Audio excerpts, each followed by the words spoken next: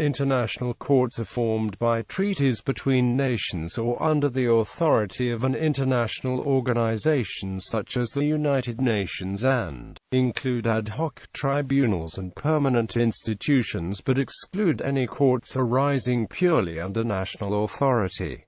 Criminal and civil matters. Early examples of international courts include the Nuremberg and Tokyo tribunals established in the aftermath of World War II. 3 such courts are presently located at The Hague in the Netherlands: the International Criminal Tribunal for the former Yugoslavia, the International Court of Justice, and the International Criminal Court. Further international courts exist elsewhere, usually with their jurisdiction restricted to a particular country or issue, such as the one dealing with the genocide in Rwanda. In addition to international tribunals created to address crimes committed during genocides and civil war, ad hoc courts combining international and domestic strategies have also been established on a situational basis. Examples of these hybrid tribunals are found in Sierra Leone, Lebanon, East Timor, and Cambodia. International courts are permanent tribunals judging by international laws and treaties, also when these norms are on civil and commercial matters. International courts should be distinguished from international arbitration forums.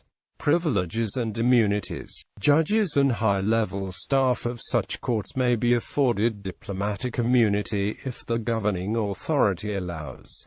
List of international courts. List of hybrid tribunals. Lectures. Lecture by Yuval Shani entitled Assessing the Effectiveness of International Courts, a goal-based approach in the lecture series of the United Nations Audio-Visual Library of International Law. Lecture by Sir Elihu Lauterpacht entitled The Role of the International Judge in the lecture series of the United Nations Audio-Visual Library of International Law. Lecture by Kenneth Keith entitled Aspects of the Judicial Process in National and International Courts and Tribunals in the lecture series of the United Nations Audio-Visual Library of International Law. Lecture by Mark Weston Janis entitled Protestants, Progress and Peace, the 19th Century Movement for an International Court and Congress. Early drafts of today's International Court and the United Nations in the lecture series of the United Nations Audio-Visual Library of International Law.